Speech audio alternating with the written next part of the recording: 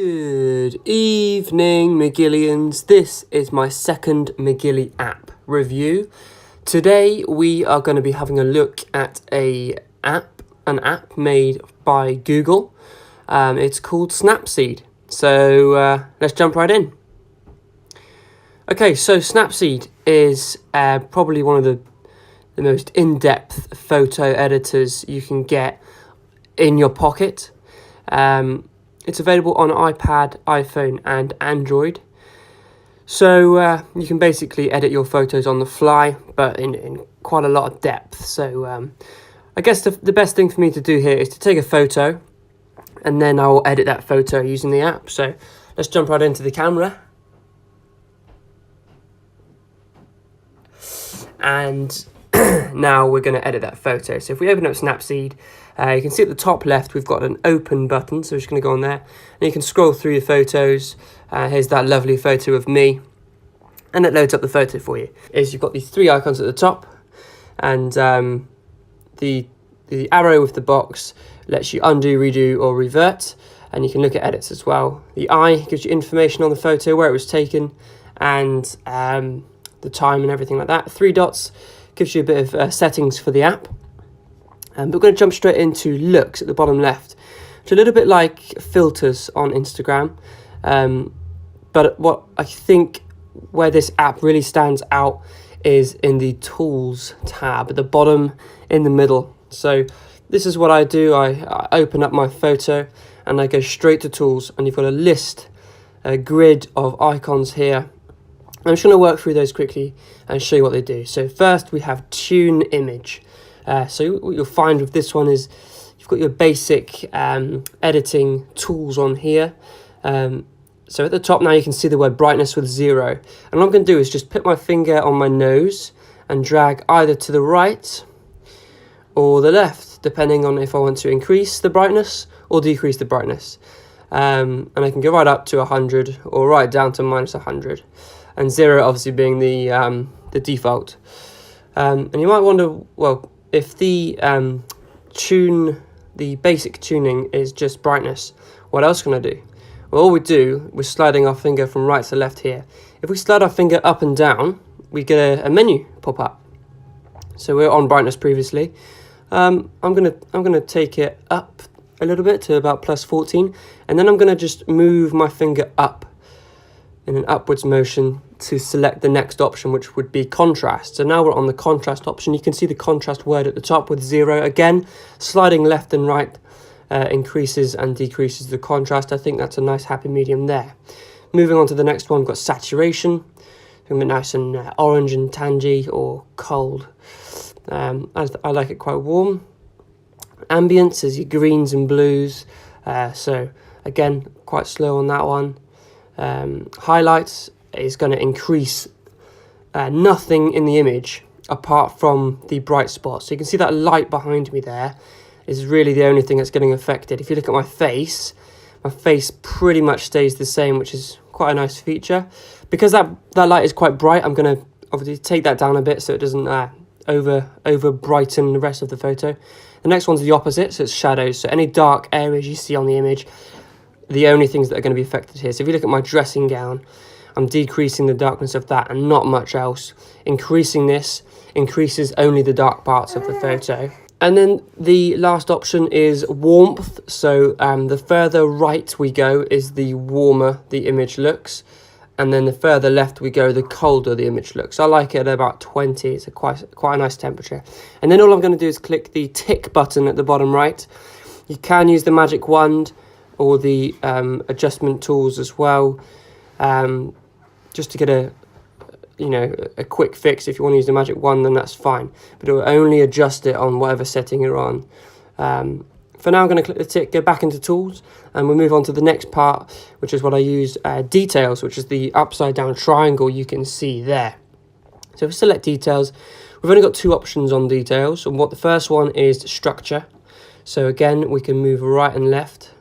And basically what this is doing is increasing, it's a little bit like sharpening an image. So if you look around my face and my wrinkles on my forehead, they're more defined now, and the ceiling as well, obviously. The further left I go, the smoother my skin looks. I mean, that's just crazy there. It doesn't look realistic at all. I think if you're taking pictures of nature, I think a 30-40 is going to bring out all the texture and the leaves and the trees and everything. Maybe if you're taking portraits like this one, you might want to smoothen it out a little bit, so something like that. The next option on there is sharpening itself. So if you look at the lines around my teeth, that's the sharpening as well. I think I like to have that quite high, so if you look at my cheeks, you can really see the hairs on my beard there. Whereas if we took it down, it's maybe a bit blurry, where if I increase it, you can really see the individual hair there. So we're going to tick that for now and go on to the next option. We can also crop an image. And the nice thing, which I like to use, also on the left here, you've got free, so you can just drag a corner and select the photo. But what I like to do, obviously, for my thumbnails is select the correct aspect ratio. So obviously, a YouTube video thumbnail is going to be 16:9. So here we can see that just here. If I select that, it's obviously going to do it the wrong way around because it's a portrait photo. We've got this little arrow here where I can rotate it, and we can actually select any window within that photo for 16:9, which is pretty cool. But for now, I'm just going to use it this way around. Rotate, the option obviously is quite simple. You can drag from right to left again to straighten or angle your photo. You can do the same either way. You can flip the photo as well using these arrows, and again using that tick button when you're done. Perspective is really cool. So what perspective does is it kind of wants to try and fill in the gaps. As I'm sliding right to left, it gives you, say you to take a picture of a document, and on a table, you want it to get the right point of view. You can adjust that here, which I think is pretty cool. It fills in the black spaces around the corners if you look as best as it can. Again, you can use the magic wand for that. Next on the list we have expand. So using that same technology of filling in the gaps, we can extend a picture beyond what our camera originally captured. Sometimes it doesn't do a very good job, but for places like the ceiling, where it's a texture or a gradient which is repeated, it tends to work pretty well. You can see by the more I extend the ceiling, it's not that noticeable when you extend it. When you get into more detailed bits, like the left side, obviously, it struggles to reproduce what would be there. But it's nice to have a play around with if you wanted to, get the right shape or anything like that. So next on the icons is selective. So here we can basically just select an area of the photo and work just to that with these 4 options here. Again, I don't really go into too much depth with these, but you get the idea of what they can do. Is you can select the blue sky and adjust just that, for example. Moving on, we've got the brush, which I sometimes find really helpful.